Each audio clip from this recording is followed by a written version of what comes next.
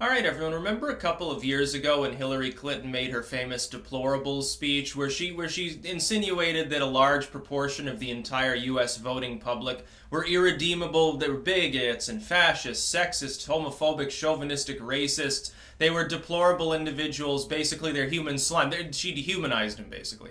Jupiter over in France is now doing the same thing and calling all the people that are pissed off about the fuel taxes there. You see, fuel costs right now have spiked.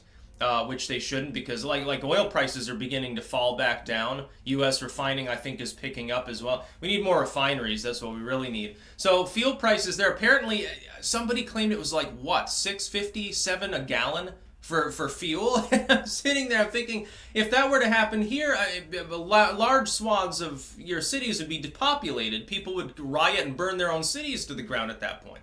The government would have to establish martial law, and over in France, what he's done is he's pulled a Hillary Clinton. I don't know how good this is going to be for his chances of staying in his position. His approval's already at like, what, 20-25%? It's extremely low. Meanwhile, he tries to go toe-to-toe with Trump at 40-45%. It's hilarious. So nobody likes him. He's already on the skids. He's already got problems. He gets egg on his face anytime he interacts with Merkel or with Trump. He constantly gets showed up as the third-tier world leader. And now he comes out and he basically says, well, I'm not going to give in to thugs. These people are thugs that are protesting me and my fuel taxes. I'm thinking to myself, probably not the greatest idea. See, you're antagonizing people. It's not a good idea to do that. If you have protests and riots and things are becoming chaotic, the proper way to go and say, look, I realize your pain. I realize there's some shit going down. We're doing all we can. I just appeal to calm. You try to stave it off a little bit, calm people's fears, make them at least think, and politicians usually are just making them think, that they're going to do something for them. Usually what happens is smart politicians, they'll promise, like, don't worry, I'll end the war. Don't worry, I'll get rid of this tax. Don't worry, I'll reform this corrupt organization. Then they simply never do it and never talk about it again. But to come out and antagonize your own population, call most of the French population a bunch of thugs, which is what he is doing, in a de facto sense, he's calling most of France a bunch of thugs.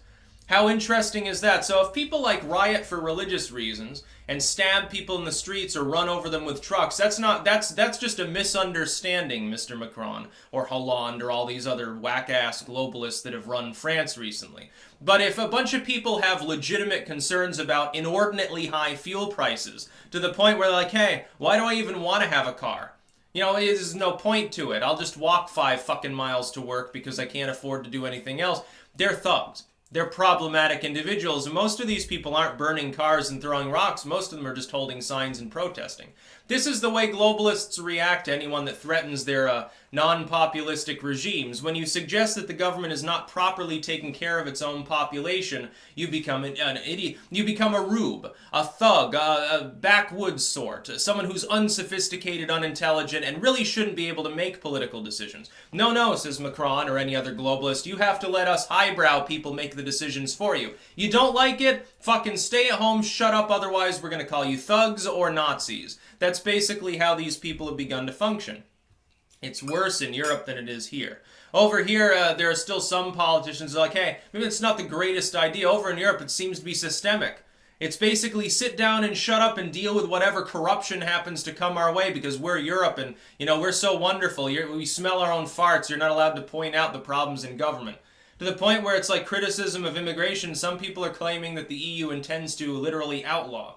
I wouldn't be surprised. I think that might be a little hyperbolic. I'm not looking into it fully yet. Someone can give me the too long didn't read version maybe in the comments, or send me a tip. Please, legitimate tips, not just some 3-hour YouTube video. I'm sure that's interesting, but I'm going to have to shovel snow for 3 hours today, so I don't have time to look at that now. I like to make videos in a timely fashion.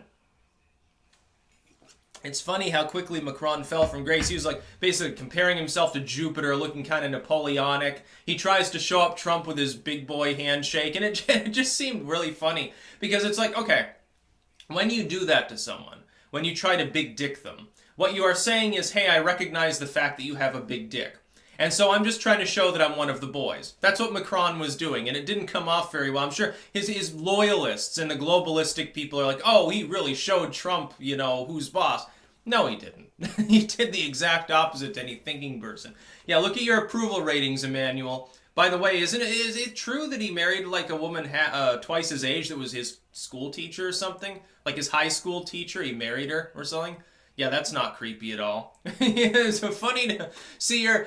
His wife was actually like grinning at Putin. Like when he showed up in that famous picture where Trump is actually grinning at Putin and Melania is sort of sitting there with an ambivalent model look on her face. Macron's like scowling at him, and his wife is like, ooh, it's like almost a flirty look to Vladimir Putin. It's like, hey, a dude that's more my age range. And probably can still get it up due to Soviet wonder drugs or something. Hey, come over and stand next to me.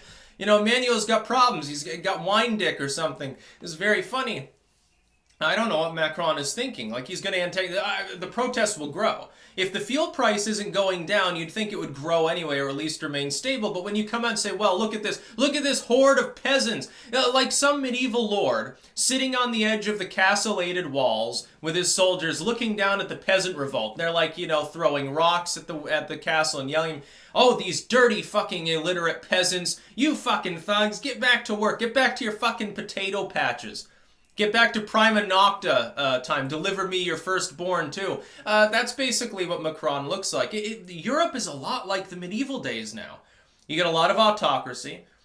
You've got leaders that are increasingly unconcerned with the native population. You've got constant social stressors. You've got uprisings, after a fashion. Political overthrows. You've got a schism between East and West. And you've got imperialism. It's a lot like, oh yeah, and a lot of censorship, a lot of fundamental illiteracy. Look, what's the difference between not knowing how to read and being told what you can and can't read, thus controlling your mind anyway? There is no fucking difference, other than you're allowed to read the censored version of Harry Potter. What a wonderful time. Yeah, we went through Harry Potter. We made sure that it wasn't the Ministry of Magic that was sending this one corrupt teacher, what's her name there, the one that looks a little bit like Dianne Feinstein, the one that kept making rules and crazy shit. Yeah, it reminds me a lot like the EU. I think they're going to have to ban that particular entry in the series. That's about all. Peace out.